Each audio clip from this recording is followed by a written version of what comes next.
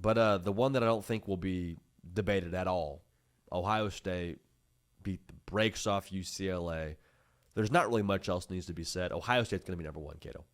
Yeah, man, another week, another big-time Ohio State win. You mentioned it, 48-10 over UCLA.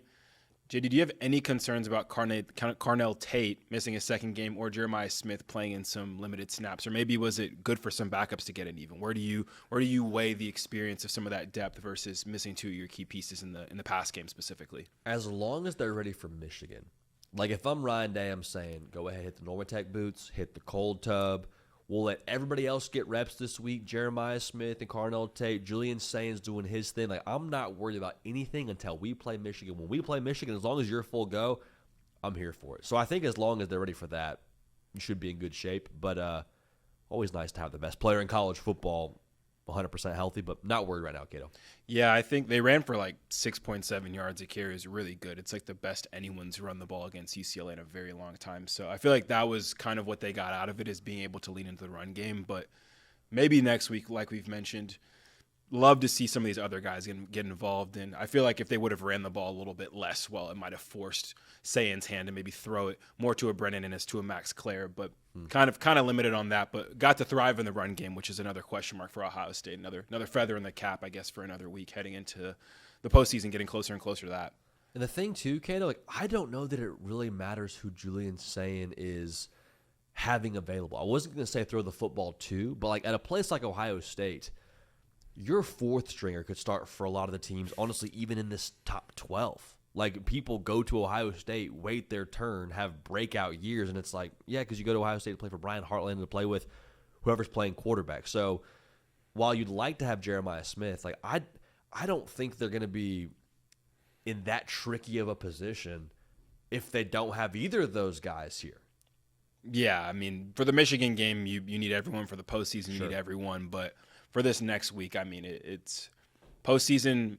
A lot of teams' postseasons have been defined by depth, and I think Ohio State throughout the season has had an opportunity to showcase their depth a lot by being up in these games. So, man, if they can combine what they've been getting from the top end of the roster to the middle of the roster in some of these blowouts, they'll be just as dangerous as their ranking says they are as they head into the postseason for sure. Just to finish this camp out session on Ohio State really quick, dude, Brian Hartline's been awesome. Yeah. Like I know that Matt Patricia gets a lot of his flowers. He deserves them. But Brian Hartline being able to bring Julian Sayin along the way that he has. Like, Julian Sayin deserves all the credit in the world because he's up there with Ty Simpson on, like, Cyborg watch for me. Just how efficient he is going right place with the football and not making, bad plays, to put it simply.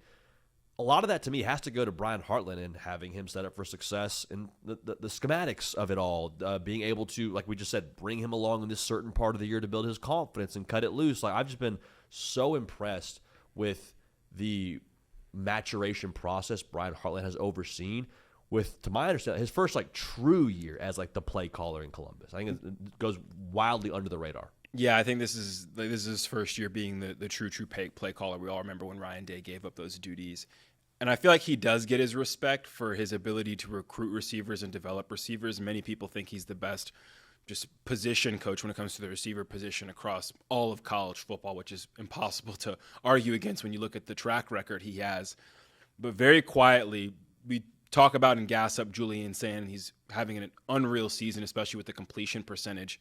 And this is Brian Hartline probably not getting enough credit for that. The guy who is the wide receiver whisperer suddenly becoming a quarterback whisperer, and Julian Sayin's playing the way he is. Now, Ryan Day probably obviously has a lot to do that. And I kept seeing on the sideline, Ryan Day was kind of giving it to Julian a couple of times when there's a read that didn't go right or a third down they didn't convert. He still completed like all of his passes. Like, it's still what he does. But in the few incompletions he did have, Ryan Day found a time and a place to give Julian the business on the sideline. So, man, with those two guys in his corner, if they can hopefully keep on to a Hartline there this offseason, his name's been in a lot of rumors.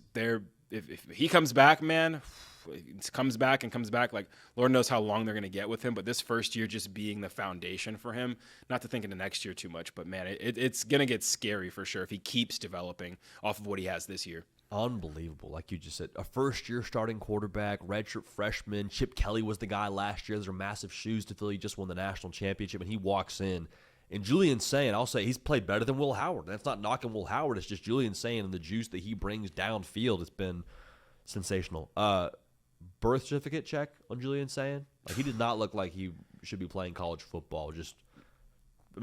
Obviously, I'm not knocking the guy. I'm just saying he looks very young, dude. He looks like he's a high schooler out there toting the rock around. Yeah, I feel like demoralizing quarterback play in order for a defender. Number one is having number 47 Bear Bachmeier. Just give it to your defense. That never feels good.